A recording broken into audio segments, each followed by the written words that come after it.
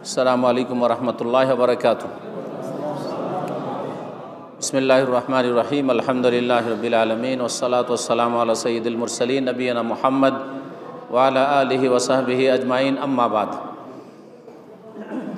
সম্মানিত দ্বীনী ব্রাদারান ইসলাম, আল্লাহ পাক রব্বুল আলামিনের প্রশংসা এবং নবী মুহাম্মদ রাসূলুল্লাহ সাল্লাল্লাহু আলাইহি ওয়াসাল্লামের উপর সালাত ও সালামের পরে আবার মাগরিবের সালাতের পরে আমরা দ্বিতীয় পর্ব আমাদের আলোচনার শুরু করতে যাচ্ছি।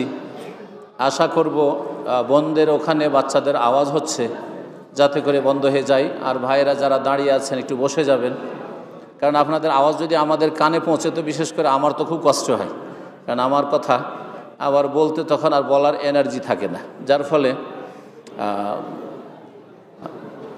একটু ঠান্ডা হয়ে যান, যাতে করে আমরা বলতে পারি। ভলেন্টিয়ার ভাইরা যারা কথা বলছেন একটু আস্তে কথা বলেন।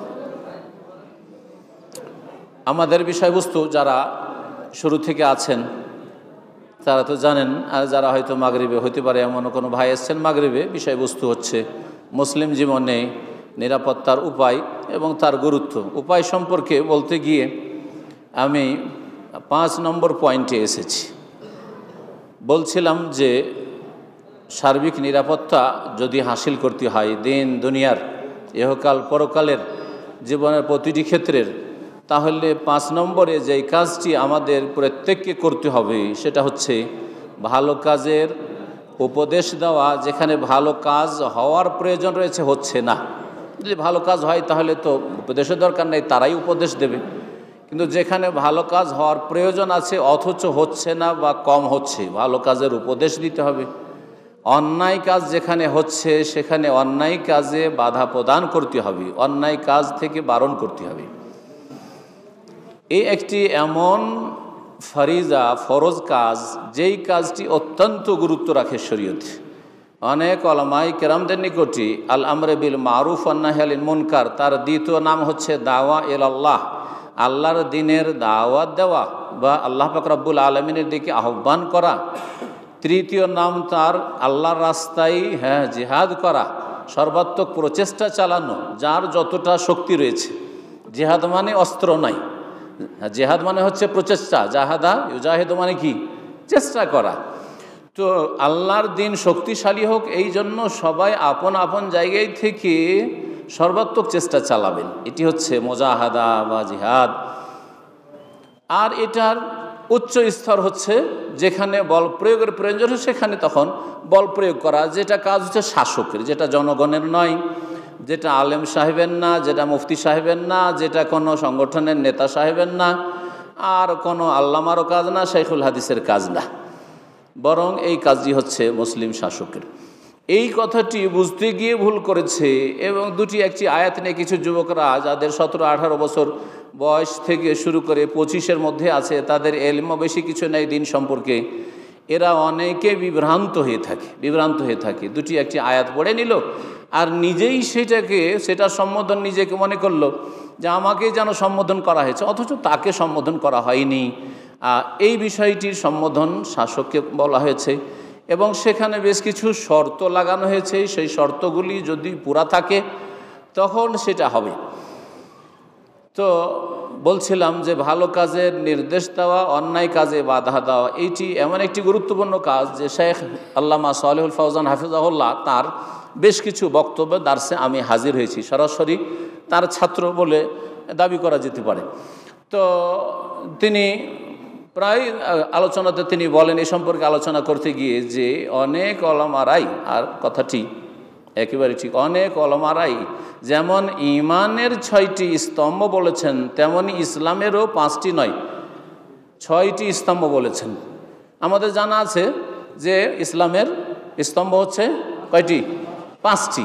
এটাই অধিকাংশ ওলামারা বলছেন, কিন্তু কিছু কিছু ওলামারা রয়েছেন যারা বলেছেন যে ইসলামেরও 6টি খুঁটি, আর ষষ্ঠ স্তম্ভ হচ্ছে আল আমরে বিল মারুফ ওয়ান নাহি আনিল মুনকার, ভালো কাজের উপদেশ দেওয়া, অন্যায় কাজে বাধা দেওয়া বা আল্লাহর দ্বীনের দাওয়াতের কাজ করা। কারণ এর মাধ্যমেই মানুষের সর্বস্তরে সংশোধন আসতে পারে, একে অপরকে উপদেশ দেওয়ার মাধ্যমে, স্মরণ করিয়ে দেওয়ার মাধ্যমে সংশোধন হতে পারে। এই বিষয়টি অত্যন্ত গুরুত্ব রাখে, কারণ এটি একটি ফরজ কাজ। এটা ফরজে কিফায়া, এতে কোনো সন্দেহ নেই, ফরজে কিফায়া। আর একটি দল সবসময় এই কাজে নিয়োজিত থাকতে হবে এই উম্মতের। যেমন আল্লাহ পাক কোরআনে কারীমে বলেছেন সূরা আলে ইমরান, ওয়ালতাকুম মিনকুম উম্মাতুন ইয়াদউনা ইলাল খাইর, তোমাদের মধ্যে একটি দল হইতে হবে, একটি দল অবশ্যই হইতে হবে। যারা মাদ্রাসা পড়া হওয়া জরুরি নয়, কিন্তু কোরআন শোনার জ্ঞান থাকতে হবে। কারণ অনেকে মনে করে মাদ্রাসা ডিগ্রি নেই, তুমি কেন ইসলামের কথা বলবে? এই ভুল কথা। আসলে অমুক সে মেডিকেলের একজন স্টুডেন্ট, সে কেন ইসলাম সম্পর্কে বলবে? এইটা গোঁড়াদের কথা। সঠিক কথা হচ্ছে, ইসলামের কথা হচ্ছে যে যার কাছে যতটা জ্ঞান আছে সে ততটা পৌঁছে দেওয়ার অধিকার রাখে, কিন্তু আলা বাসিরা, জ্ঞানের সাথে, না জেনে নয়, সন্দেহের ভিত্তিতে নেই, সন্দেহের ভিত্তিতে নয়, বরং যতটা যার কাছে আছে বাল্লিগু আন্নি ওয়ালাউ আয়া, আমার পক্ষ থেকে পৌঁছিয়ে দাও, যদিও একটি আয়াত হোক, একটি ইসলামের বিধিবিধান হোক। আল্লাহ পাক রব্বুল আলামিন একটি দলকে এই কাজে নিয়োজিত থাকতে বলেছেন। আবার আল্লাহ পাক ওখানেই একটি আয়াতে বলছেন কুনতুম খায়রা উম্মাহ, তোমরা শ্রেষ্ঠ জাতি, শ্রেষ্ঠ উম্মত। শ্রেষ্ঠ এই জন্য যে তোমাদের মধ্যে তিনটি গুণ হইতে হবে। এই তিনটি গুণ যদি থাকে তাহলে তোমরা শ্রেষ্ঠ। তা'মুরুনা বিল মারুফ, ভালো কাজের উপদেশ দেবে, ওয়া তানহাউনা আনিল মুনকার, অন্যায় কাজে বাধা দেবে, ওয়া তু'মিনুনা বিল্লাহ, আল্লাহর প্রতি তোমরা বিশ্বাস রাখবে, ঈমানকে শিরক, কুফরি, নেফাক মুক্ত করবে, মুমিন হবে সত্যিকার অর্থে। এই তিনটি বৈশিষ্ট্য যদি থাকে তাহলে শ্রেষ্ঠ উম্মত। আমাদের আগে বনি ইসরাইলকে আল্লাহ পাক শ্রেষ্ঠ উম্মত বলে আখ্যায়িত করেছেন। কোরআনে কারিমে 2 আয়াতে রয়েছে যে তাদেরকে আল্লাহ পাক ফাদ্দালনাহুম আলাল আলামিন, তাদেরকে বিশ্ব জগতের উপর শ্রেষ্ঠত্ব, ফজিলত দান করেছিলেন। কিন্তু এই শ্রেষ্ঠত্ব কেন ছিনিয়ে নিয়েছেন? কারণ তারা তাদের যে ফরজ দায়িত্ব ছিল সেই দায়িত্ব যথাযথভাবে পালন করেনি। তারা যখন অযোগ্যতার প্রমাণ করে দিয়েছে যে আমরা আর যোগ্য নয়, তখন তাদের কাছ থেকে এই নেতৃত্ব, শ্রেষ্ঠত্ব ছিনিয়ে নিয়ে এই উম্মতে মুসলিমাকে আল্লাহ পাক দিয়ে দিয়েছেন। উম্মতে মুসলিমাও যদি এই ফরজ কাজ আদায় না করে, তাদের কাছ থেকে ছিনিয়ে নেবেন। আল্লাহ পাক সম্বোধন করে বলছেন উম্মতে মুসলিমাকে সূরা মুহাম্মাদের শেষে, ওয়াইন তাতাওয়াল্লাউ ইয়াস্তাবদিল কওমান গায়রাকুম সুম্মা লা ইয়াকুনু আমসালাকুম, তোমরাও যদি ফিরে যাও নিজের ফরজ দায়িত্ব থেকে, তাহলে ইয়াস্তাবদিল কওমান গায়রাকুম, তোমাদের ছাড়া অন্যদেরকে তোমাদের জায়গায় আল্লাহ নিয়ে আসবেন। সুম্মা লা ইয়াকুনু আমসালাকুম, তারা তোমাদের মতো ওয়াকিজও হবে না, তোমাদের মতো দায়িত্বহীন হবে না, বরং তারা নিজের দায়িত্ব বুঝবে। আজকে দেখছেন নতুন নতুন মুসলিমরা হচ্ছে পূর্বে পশ্চিমে সারা বিশ্বে, আর তারা বড় বড় ইসলামের দায়ী হচ্ছে। তারা ইসলামের ইসলামের খেদমত করছে, দিনের খেদমত করছে, এবং তাদের মাধ্যমে অনেকেই যারা দিশেহারা, পথহারা, গোমরা, তারা হেদায়েত পাচ্ছে। আল্লাহ পাক রব্বুল আলামিন যেন এই ফরজ আদায় করার তৌফিক দান করেন। আসল বিষয়টি বলি যে এটা যে নিরাপত্তার উপায়, আমি আপনি নিরাপদ থাকতে পারবো যদি এই ফরজ কাজটি আদায় করি। তাহলে এই মর্মে একটি আয়াত শোনাই সূরা আরাফের। আল্লাহ রাব্বুল আলামিন বলেছেন ফালাম্মা নাসু মা যুক্কিরু বিহি, তাদেরকে যে উপদেশ দেওয়া হয়েছিল তা যখন তারা ভুলে গেল, উপেক্ষা করলো, আনজাইনাল্লাযীনা ইয়ানহাউনা আনিস সু, তখন আমি পরিত্রাণ দিলাম, মুক্তি দিলাম ওদেরকে যারা অন্যায় কাজে বাধা দিত, অন্যায় কাজ করতে বারণ করত, নিষেধ করত। ওয়াখাযনাল্লাযীনা যালামু, আর যারা অন্যায় কাজে বাধা দিত না, অন্যায় কাজে লিপ্ত ছিল অথবা বোবা শয়তান হয়ে গেছিল, শয়তানুল আখরাস বলা হয়েছে, যারা হক কথাকে জানে আর যা বলার সুযোগ আছে তারপরে বললাম না, সব কথা সব জায়গায় বলা যায় না। আবার এটার কথা মনে রাখেন, আপনি কেন এই কথা বলেন না, অমুক কেন এই কথা বলে না। আবার অনেকে বলে হেকমা হচ্ছে যে যেই জায়গায় যেই কথা বলা চলবে সেইখানে সেই কথা বলতে হবে। জি, এটা হচ্ছে আদল, এটা হচ্ছে সুবিচার, এটা হচ্ছে হেকমা। আর হেকমা মানে চুপ থাকা নয়, হেকমা মানে গোপন করা নয়। তো বলছিলাম যে আল্লাহ রাব্বুল আলামিন ওদেরকে মুক্তি দিলেন যারা অন্যায় কাজে বাধা দিত, আর পাকড়াও করলেন, ধ্বংস করলেন, নিরাপত্তা হারিয়ে দিলেন ওই সব লোকদের যারা জুলম অত্যাচার করেছিল, হয় পাপে লিপ্ত হয়েছিল অথবা পাপীদেরকে তারা বাধা দিতে পারতো কিন্তু বাধা দেয়নি। বেআযাবিন বাইসিন, মারাত্মক শাস্তি দিয়ে আল্লাহ পাক পাকড়াও করেছিল, বিমা কানু ইয়াফসুকুন, তাদের পাপাচারের কারণে। আল্লাহ রাব্বুল আলামিন নিরাপত্তা দান করেন, শক্তিশালী করেন, যারা দিনকে শক্তিশালী করে। এই মর্মে সূরা হজে আল্লাহ রাব্বুল ইরশাদ করেছেন আল্লাযীনা উখরিজু মিন দিয়ারিহিম বিগাইরি হাক্কিন ইল্লা ইয়াকুলু রাব্বুনাল্লাহ, যাদেরকে বাড়িঘর থেকে তাড়িয়ে দেওয়া হচ্ছে, দেশ থেকে তাড়িয়ে দেওয়া হচ্ছে, শুধু তাদের অপরাধ হচ্ছে যে তারা আল্লাহকে রব মেনে নিয়েছে। মুসলিম হওয়ার কারণে তাদের উপর জুলম অত্যাচার হচ্ছে, আহলে সুন্নাত ওয়াল জামাত হওয়ার কারণে তাদের উপর জুলম অত্যাচার হচ্ছে, কোরআন এবং সুন্নাহর অনুসারী হওয়ার জন্য তাদের উপর জুলম অত্যাচার হচ্ছে। এইরকম যে জুলম অত্যাচার হচ্ছে তাদের অপরাধ কিছু না, ওমা নাকামু মিনহুম, তাদের কোনো ক্ষতি করেনি, ইল্লা আইয়ুমিনু বিল্লাহিল আজিজিল হামিদ, মহান আল্লাহর প্রতি যেমন ঈমান আল্লাহ পাক চেয়েছেন, যেমন ঈমান রাসূলুল্লাহ সাল্লাল্লাহু আলাইহি ওয়াসাল্লাম নিয়ে আসতে বলেছেন, সেই ঈমান তারা নিয়ে আসার চেষ্টা করেছে। তারপর আল্লাহ বলছে ওয়ালা ইয়ানসুরান্নাল্লাহু মাইয়ানসুরু, যারা আল্লাহর সাহায্য করে, আল্লাহর দ্বীনের সাহায্য করে, তাদেরকে আল্লাহ অবশ্যই সাহায্য করবেন, কারণ আল্লাহ পাক রব্বুল আলামিন শক্তিধর, আল্লাহ পাক সর্বজয়ী।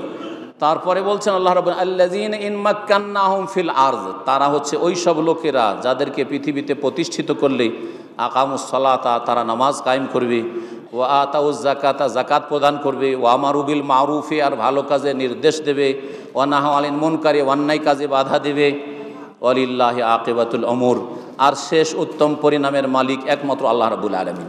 এখানে আল্লাহ পাক বলতে চেয়েছেন যারা ভালো কাজের নির্দেশ দেয়, অন্যায় কাজে বাধা দেয়, এদের সাথে আল্লাহ পাকের ওয়াদা রয়েছে, তাদেরকে আল্লাহ সাহায্য করবেন, তাদেরকে আল্লাহ শক্তিশালী করবেন, এই ওয়াদা রয়েছে। যারা শক্তিশালী হয়, যাদের সাথে আল্লাহ পাকের সাহায্যের ওয়াদা রয়েছে, তারা অবশ্যই নিরাপদ জীবন পায়। সহিহ বুখারীতে হাদিস রয়েছে, এছাড়াও বেশ কিছু হাদিস রয়েছে। একটি হাদিসের দিকে ইঙ্গিত করি, নবী করিম সাল্লাল্লাহু আলাইহি ওয়াসাল্লাম বলছেন, যারা আল্লাহর দ্বীনের ওপর প্রতিষ্ঠিত আর যারা আল্লাহর দ্বীনের ক্ষেত্রে গাফিলতি করে, এই দুই শ্রেণীর লোকের উদাহরণ হচ্ছে যে তারা যেন সফর করছে পানিপথে, আর একটি পানি জাহাজে তারা চেপেছে, হ্যাঁ, একতলা দুইতলা আছে, দুইতলা আছে, কিছু লোক নিচে আছে, কিছু লোক ওপরে আছে। নিচের লোকে না ওপরে পানি নিতে যায়, মিষ্টি পানি, ওপরে আছে, পানি নিতে যায় ওপরে, যেখান থেকে পানি নিয়ে চলে আসি, তখন ওপরের লোকেরা বিরক্তি বোধ করলো, আর তারা যেন তাদেরকে চায় না যে এখানে আসুক। হ্যাঁ, তখন ওরা বললো যে লাউ আন্না খারাক নাফি নাসিবেনা খারাকা, আমরা ওপরে কেন পানি নিতে যাবো, আমাদের নিচেই তো পানি আছে, ওপরে পানি নেওয়ার দরকার কি, নিচে আমরা একটু ফুটো করে নেব, আর তারপরে নিচে থেকে পানি পেয়ে যাব, পানি নিয়ে নেব, যাবো না তোদেরকে ডিস্টার্ব করতে, আর তোদের কষ্ট দিতেও যাবো না। এইরকম যদি জলজাহাজ ছিদ্র করে নিচে থেকে পানি নেওয়া শুরু করে, তাহলে কি হবে বলেন? হ্যাঁ, নবী করিম সাল্লাল্লাহু আলাইহি ওয়াসাল্লাম বলছেন হালাকু ওয়া হালাকু জামিয়া, ধ্বংস হবে, ওপর তলার লোকও ধ্বংস হবে, আর নিচে তলার লোক তো ধ্বংস হবেই, সবাই ধ্বংস হবে, তাই না? মুসলিম সমাজ একটি পানি জাহাজের মতো, মুসলিম দেশ হচ্ছে একটি পানি জাহাজের মতো, মুসলিম শহর হচ্ছে পানি জাহাজের মতো, মুসলিমের বাড়ি হচ্ছে একটি পানি জাহাজের মতো, সেখানে কয়েকজন সদস্য আছে। হ্যাঁ জি, একটা পানি জাহাজ নেন, সেখানে কিছু লোক ভালো কাজ করছে, এরা দ্বিতীয় তলাতে বসে আছে, আর কিছু লোক পাপে লিপ্ত আছে, ফরজ ত্যাগ করছে, হারামে লিপ্ত আছে, বিভিন্ন রকমের অন্যায় কাজ করছে, এরা সমাজকে ফুটো করছে, ছিদ্র করছে। জি, ওই জাহাজ যে জাহাজে চেপে আছে, এই জাহাজকে, পরিবারের জাহাজকে, সমাজের জাহাজকে, দেশের জাহাজকে, শহরের জাহাজকে ফুটো করছে। জি, এখন উপর তলায় যারা ভালো মানুষ, মুসল্লি, হাজি গাজী সাহেব মুসল্লি টুপি ছাড়ে না, আর দাড়িতে হাত লাগাই না, কিন্তু তার বউরা একটাও নামাজ পড়ে না, একটাও পর্দা করে না, সব প্রফেসর হয়েছে, লেকচারার হয়েছে, আর প্রফেসর লেকচারার হলে নাকি ইসলাম মানতে হবে না। বিশেষ করে বাঙালি জাতি মনে করে যে দুনিয়ার শিক্ষায় শিক্ষিত হলে ইসলাম মানলে তো মৌলবাদী বলে দেবে, তো গাল খেতে হবে, তো মৌলবাদী হব না। ইসলামিক বই পুস্তক বাড়িতে রাখলে তো মৌলবাদী বলে দেবে, সুতরাং বই পুস্তক রাখা যাবে না। ইসলামিক আলোচনা শুনলে তো বলে তুমি এখন ওই গোড়াপন্থী আছো, সুতরাং ওই সব কথা শুনতে চাই না। জি, তো এইরকম ফুটো করতে আছে পাপীরা, মুসলিম সমাজকে, মুসলিম পরিবারকে ফুটো করতে আছে। আপনি বাড়িতে একা নামাজ পড়ছেন, বা স্বামী স্ত্রী বুড়া বুড়ি নামাজ পড়ছেন, আর বাকি ছেলেরাও নামাজ পড়ে না, ছেলেরাও দিন পালন করে না, হারাম খাচ্ছে, হারাম উপার্জন করছে, আর হারাম দেখছে। আপনি না, আমি টিভি দেখি না, কিন্তু কি করব, ছেলেরা হচ্ছে দুষ্ট সব, বউ মারাকে পারি না, কাজ কাম নাই, ওই টিভি নিয়ে পড়ে থাকছে, ভাব করছে, এই বলে আপনি অব্যাহতি পেয়ে যাবেন। বরং হালাকু ওয়া হালাকু জামিয়া, ধ্বংস হবেন, সকলে ধ্বংস হবেন, আল্লাহর আযাবে নিমজ্জিত হবেন, সকলে নিমজ্জিত হবেন। ওয়াইন আখাযু আলা আইদিহিম, আর যদি ওপর তলার লোকেরা নিচে তালা দৌড় দিয়ে চলে আসে যে বাবারে ফুটা করিও না, হাত পা ধরে নেই, ফুটা করিও না, পানি নিতে যেতে হবে না ওপর তলায়, ওপর থেকে পানি এনে দেবো তোমাদেরকে, পানি লাগবে যখন লাগবে শুধু জানিয়ে দেবো, পানি এনে দেবো তোমাদেরকে পানি খাওয়িয়ে দেবো, কিন্তু নিচে ফুটো করিও না, কারণ নিচে যদি ফুটো করো তাহলে তোমরাও ডুববে আমরাও ডুববো, তাহলে কি হবে? নাজাউ ওয়া নাজাউ জামিয়া, তাহলে পরিত্রাণ পাবে, সকলেই পরিত্রাণ পাবে।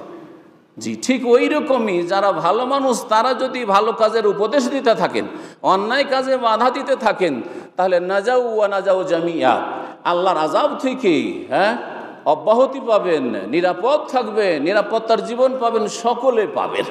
অসৎ লোকেরাও ভালো মানুষের ওসিলাই, যে ভালো মানুষরা যারা শুধু ব্যক্তি জীবনে ভালো মানুষ না, সলেহীন না মুসলিহীন, আল্লাহ পাক রব্বুল আলামিন যাদেরকে ধ্বংস করবেন না তাদেরকে নেক শুধু বলেননি, বরং তারা অন্যকেও নেক করার ভালো মানুষ বানাবার চেষ্টা করে, ভালো মানুষ বানাবার কারখানা তাদের কাছে আছে। মুসলিহুন তাদেরকে বলেছেন, মুসলিহীন তাদেরকে বলেছেন, সলেহীনকে আল্লাহ ধ্বংস করবেন না এই কথা বলেনি। বরং সহিহ মুসলিমে হাদিস রয়েছে, নবী মুহাম্মদ রাসূলুল্লাহ সাল্লাল্লাহু আলাইহি সাল্লামের এক স্ত্রী জিজ্ঞেস করলো নবী করিম সাল্লাল্লাহু আলাইহি সাল্লামকে যে ইয়া রাসূলুল্লাহ আনুহুল্লাকু আফিনা সলিহুন, আমাদের মাঝে সলেহীন ভালো মানুষ আছে, মুসল্লি আছে, নামাজি আছে, রোজাদার আছে, তাহাজ্জুদ গুজার আছে, দান খায়রাত চলছে, মসজিদ মাদ্রাসা হচ্ছে, ভালো কাজ তো হচ্ছে, ভালো মানুষ থাকা সত্ত্বেও কি আমাদেরকে ধ্বংস করে দেওয়া হবে?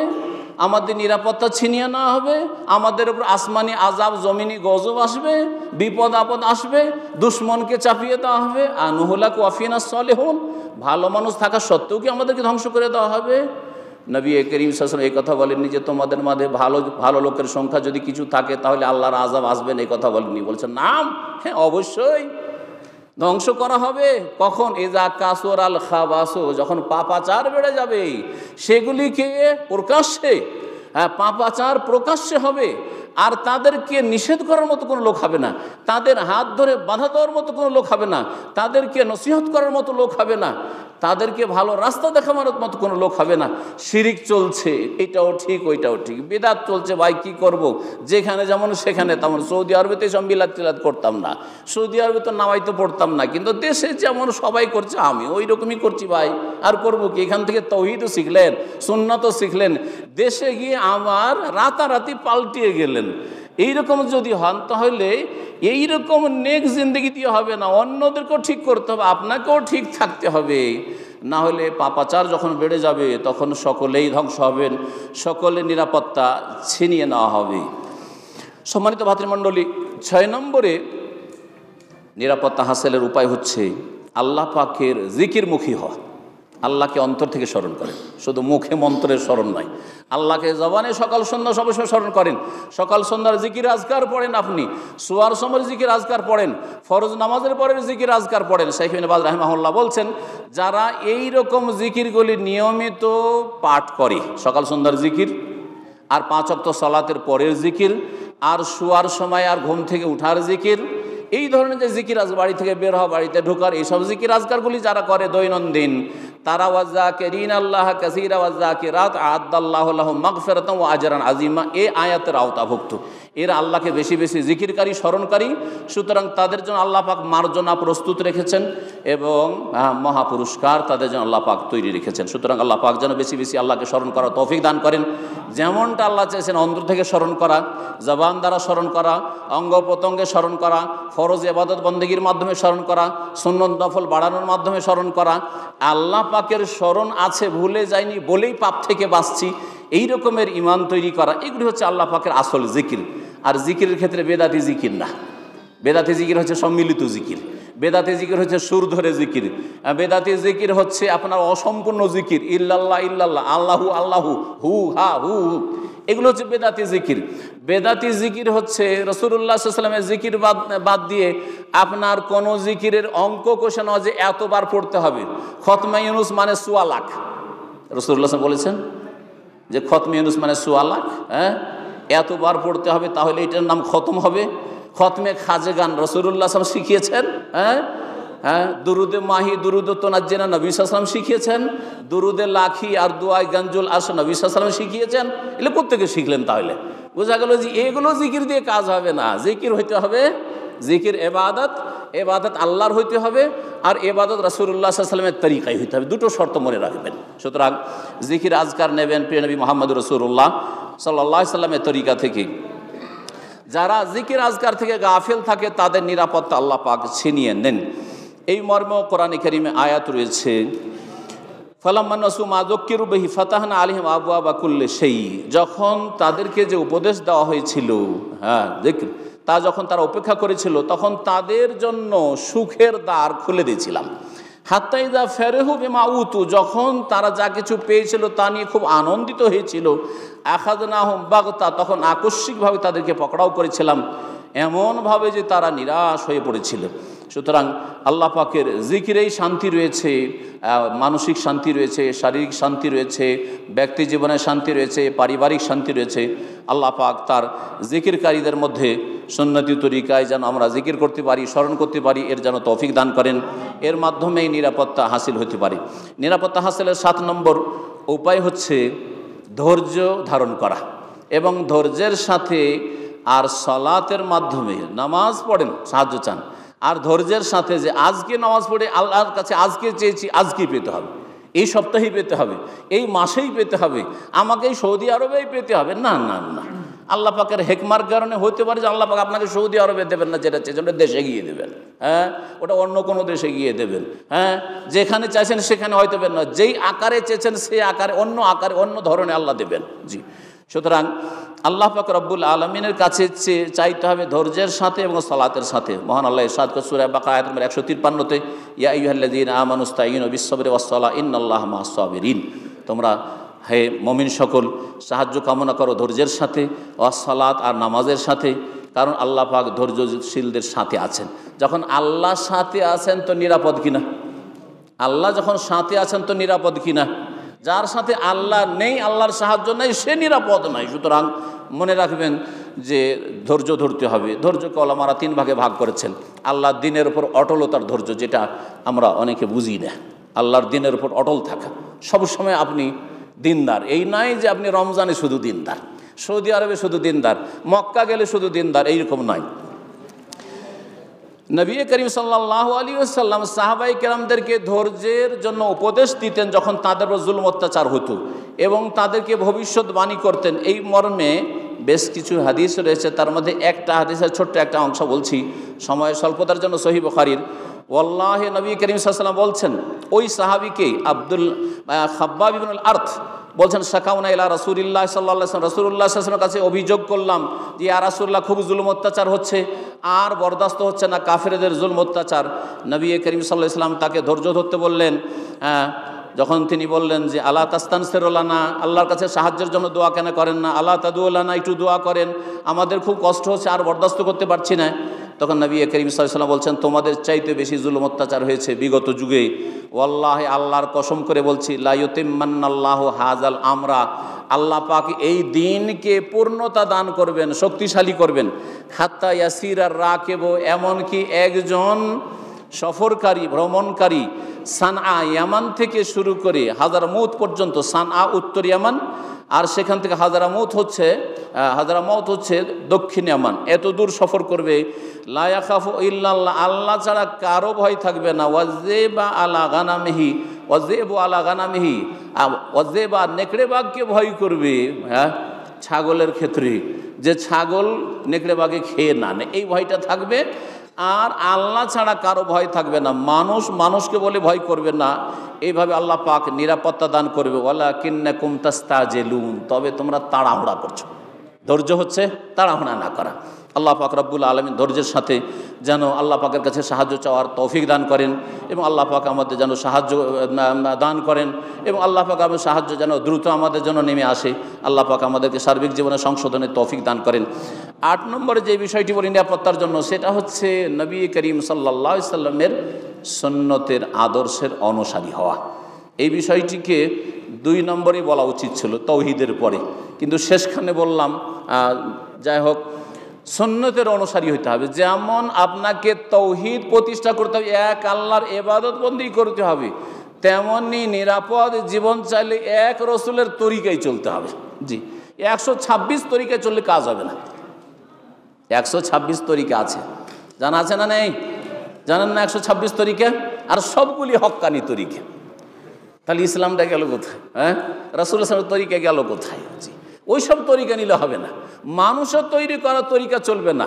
যদি রাজনৈতিক নেতা বলে আমার তরিকা, আমাদের দল, তো ওটা আপনি অস্বীকার করে দিবেন।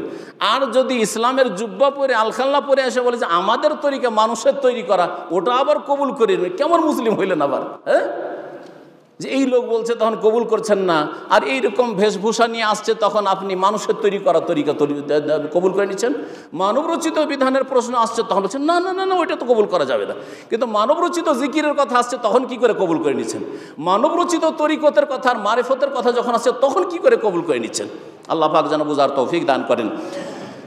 বলবো যে সুন্নতকে আঁকড়ে ধরা, রাসূলের তরিকায় আল্লাহ পাকের ইবাদত করবেন। তরিকা হবে রাসূলুল্লাহর, ইবাদত হবে আল্লাহর। জি, এক আল্লাহর ইবাদত হবে, এক রাসূল সাল্লাল্লাহু আলাইহি ওয়াসাল্লামের তরিকায় ইবাদত হবে।